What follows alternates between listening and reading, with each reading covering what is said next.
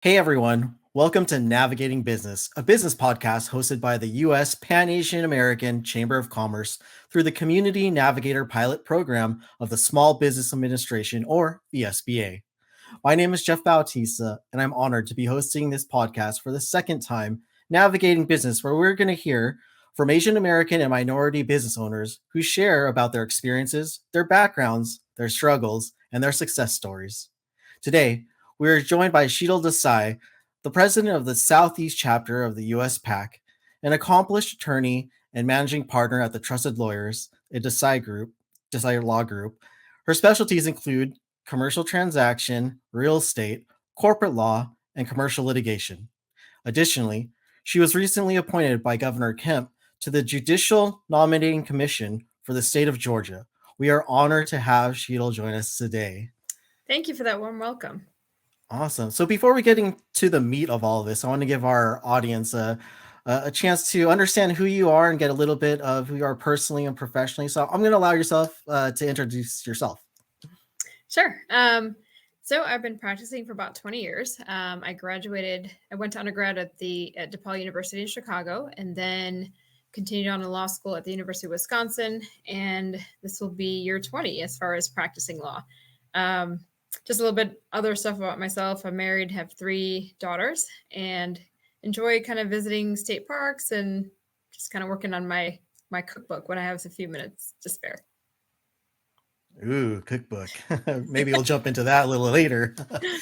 All right. So without further ado, then I guess let's get into some of the good stuff here. So again, thank you for introducing yourself. I'd love to dive into your background, at least just to set the framework of your country, like country of origin, kind of that Sure. demographic background. Sure. I was actually born and raised here. My family immigrated from India. My dad has been here since the early 70s. He came here on a medical residency program. And so ever since then, we've been here. I guess I would be first or maybe second generation. I don't know, kind of like in the middle because I kind of grew up with the first generation. But anyway, very similar kind of struggles in the very beginning, right? Language barriers, didn't really know what was going on. Like, when I went to grade school, it was like my family went to grade school for the first time because they didn't know what to expect here.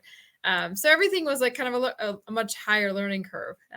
Getting through college, all that stuff was like a first round for us here. But we lived the American dream. My dad was also a small business owner. I'm also a small business owner, and the legacy will continue hopefully. Definitely. And it's such a familiar story for all of us. I mean, I'm in Mhm. that same boat. And I love how you put it that, it kind of was a first round for all of us, right? So, it's my first time going through school here, but yeah, you're right. It's my parents' first time kind of going through that part of the system as well. So turning focus back to CNPP, how did you get involved with this program? Well, I was lucky enough to be on the board for the Southeast chapter of the U.S. Pan Asian Chamber of Commerce since I think this has been like about 6 years. And I've also been the president of the Southeast chapter for the last, I guess, 2.5 years. And so that's how we were introduced to the program. Miss Susan Allen from the national office was very excited about the application, and we all worked hard to get that application done. And we were awarded with the CNPP project. That we were the national chapter was given funds to utilize in things that they've been doing for years. So it was really heartwarming to see that our efforts had gone well, and that SBA was giving us an opportunity to further our initiatives on what we've already been doing to help small businesses.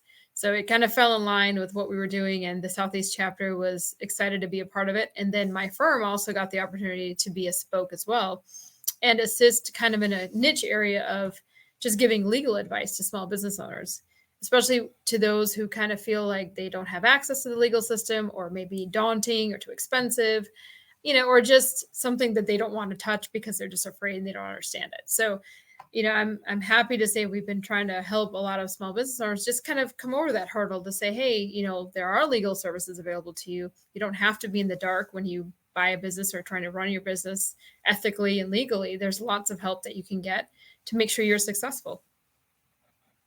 Wow, you are such a tremendous asset then to this to this program, and you hit it on the head there.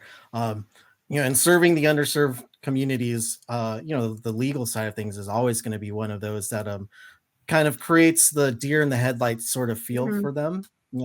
I mean, even myself being born and raised here, I still see legal questions come up and I have no idea how to go about that. And, what more so if you're disadvantaged in the sense where you don't speak the language or, it's not Right. your first language. So, again, that's really, really awesome that you're here to do this.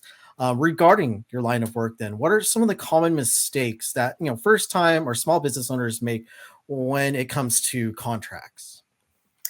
Well, contracts is a kind of a broad category. There's lots and lots of different types of contracts, but some basic contracts are like signing a lease.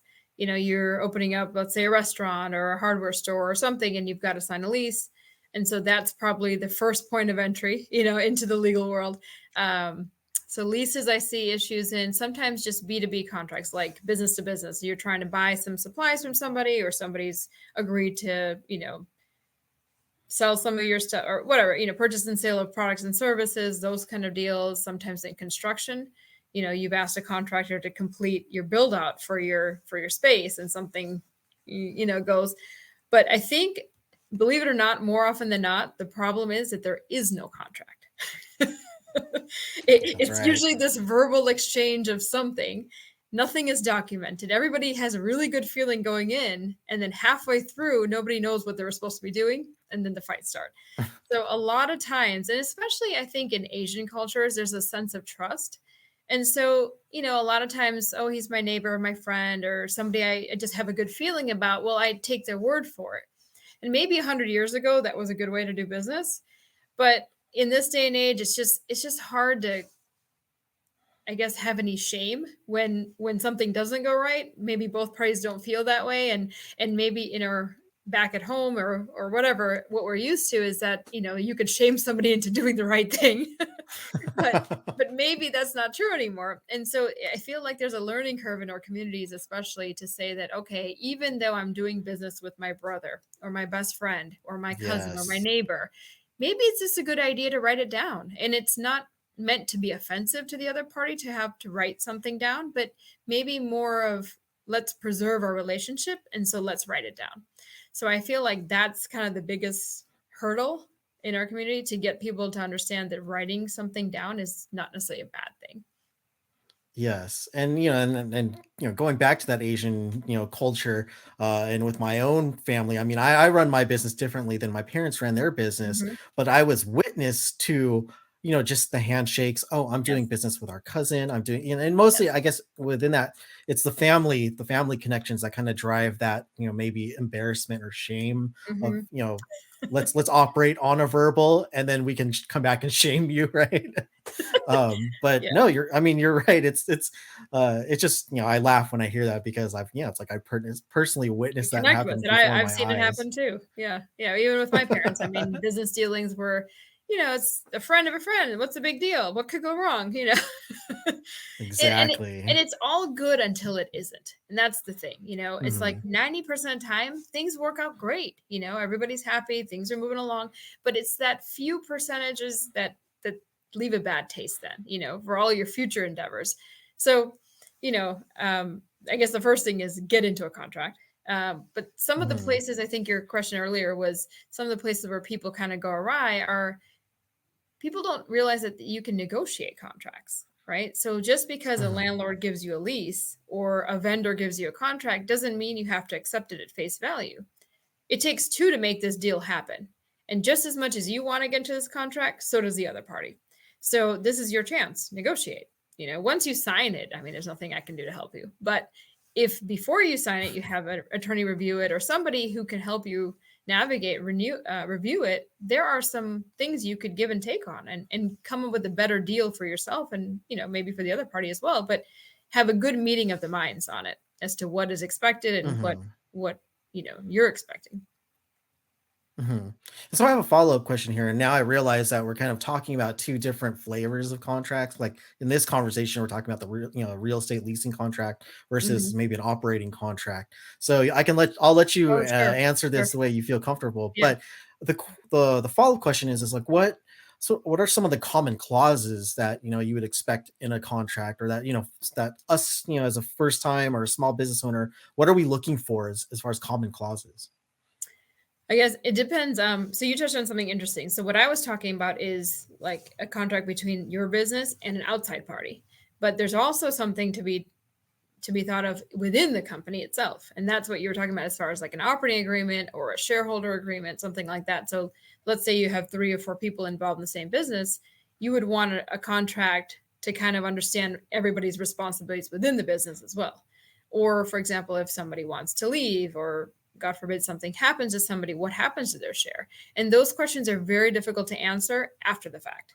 So if everybody's kind of talked about it and touched up on what their intention is, and you can put that in writing, then when that event happens, it's so much easier to navigate because everybody knows what to expect.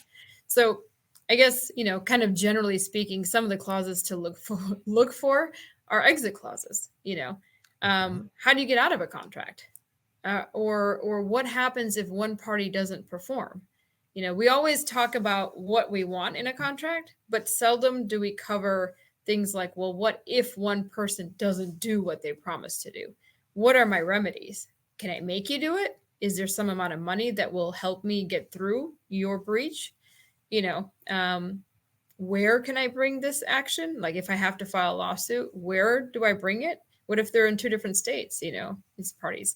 So lots of things like that as far as venue, and then things like, well, if I have to file a lawsuit, do I get to collect my attorney's fees and my expenses because I had to now chase you to do what you were supposed to do to begin with? So these are all like ancillary questions that derive out of breach and not performing according to what you said you were going to do. Gosh, yeah. So I guess that was a loaded question. A lot to Yeah, I can talk about unpack there. hours on this, hours and hours on these things. Yeah. And I mean, that just alludes to the fact that, the legal side of business is very difficult. It's very complex. There's a lot of moving parts to it. And Mhm. then again, you have the legalese, which, normal people don't speak. And then, yeah, you add on top of the fact that you have the disadvantage of not being that's your primary language. Sure. And now you're trying to do all of this and understand it. And yeah, it's tiring just to even think just posing it here, it's tiring. So, last question on this contracts part then. I mean, are there any sort of advice you can give as far as like red flags or warning signs that you kind of look for then? If I'm looking at this and I go, okay, well, this doesn't look right. What's going to give me that feeling? If you notice in a contract that everything is for the benefit of one party, but there's nothing on the benefit of the other party, that's kind of a red flag, right? Like, or if somebody can just terminate without any recourse. Like let's say you're a supplier of goods and you want to sell to a third party. And you're custom making these things and you take orders and then you ship them or whatever. And there's a clause in there where that party can terminate at any time for any reason. Well, that's kind of a not a good situation. What if they try to terminate after you've shipped something? Or what if they terminate after you created and bought supplies and stuff for their personalized product? Then what? So things where somebody can just it's one-sided, where like one person has a benefit but that same benefit isn't given to the other side, those are things that I would look out for. And I guess that kind of leads to the point of some, fairness, right? So we're talking Right. about fair and maybe Sure. reasonable requests within, how you do business. So I guess how can one ensure that the contract is fair and reasonable then? And what factors should someone consider when doing that negotiation and teasing that out? Well, first I would say, I mean, because a lot of times, I mean, even for me, sometimes I'll have to read a paragraph 3 or 4 times to understand it, because legalese is written that way that it's almost like they try to fit in as many different variations of something into one sentence, and it turns into a paragraph. So they want to kind of cover every single different angle in one sentence, and so that's why it just becomes convoluted. But I would say that given the amount of time and energy you put in and money you put into a business, I think it is reasonable to think that you should probably spend a little bit of money and get an attorney to help you, somebody who is on your side, to protect your investment. Because at the end of the day, if you spend, you know, $200,000 on opening up your business and doing all this stuff, $1,000 spent towards an attorney to review a contract is money well spent, because you're really protecting. It's like insurance, you're kind of protecting what your investment is.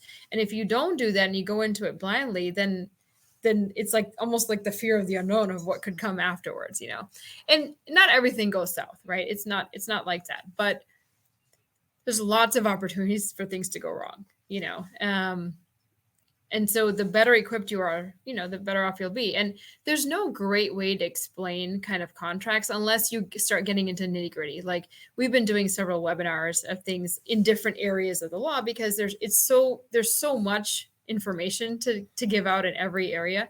Like, so for example, for leases, like we really went in depth on leases because it seems to be something that a lot of people can relate to. As far as leasing a space of any sort, a commercial space. And so there's lots of, we kind of broke it down as far as the termination clauses, do you have to have a guarantee?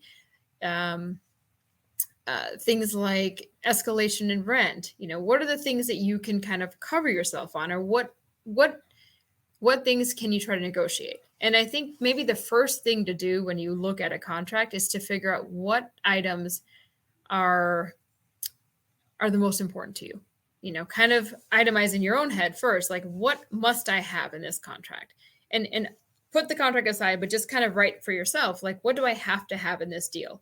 Is it a price? Is it a term? Is it, A, B, C, D, and then go to the contract and see if it meets at least those requirements, right? So make sure that what you want is in there, but then you have to do the second half to make sure there's nothing in there that hurts you. Mm-hmm. And so when working with a lawyer, and this is, kind of shooting off what you just said, Yeah. would you be able to help us, like as a business owner, would you help me identify what am I not seeing? Because, there's that realm of things that I don't know what I should be looking Yeah. for. Yeah. So a lot of times we do consulting, and I've noticed this a lot during the CNPP program, is we're meeting a lot of people who are brand new business owners. And so usually my consultation is not about something specific, because it's almost as if they don't really know where to start. And that's common, because if you're good at selling X, that's where your energy is focused, right? But unfortunately, when you run a business, you got to worry about all the other things around it too. And so we usually try to consult with them and try to help them figure out a system in which they can get all these things moving and still focus on what they're doing well. Like, for example, get a good accountant, because you have to pay taxes, whether you like it or not. You're going to pay sales tax. You're probably going to have to pay some kind of employment tax to the Department of Revenue, Department of Labor, then you've got the IRS. There's all sorts of like little operational things that you got to be a part of, whether or not you want to be a part of it, you got to be a part of it. And so if you have a good accountant, maybe they can advise you on that bubble. Then you've got things like, employment stuff, like how should I pay my employees? Those are questions. So when we get into it, I always like to ask people, like, what is your expected revenue for the year? How many employees do you think you're going to have? Do you have a space in which you're going to work out of? And how are you going to get that space? Do you have insurance? So these are all things that kind of set up the framework of a business. And if they don't have these things, then we try to help them navigate and at least get their foothold strong so that they can take off and do what they do best. So Yes. like you said, that's kind of where we identify issues, right? Like where things are maybe not so strong, like your lease agreement, or maybe you've set up an entity, but you have no agreement between your partners. So that's something that you can work on. So we try to identify little things that we can help them with, or others can help them with.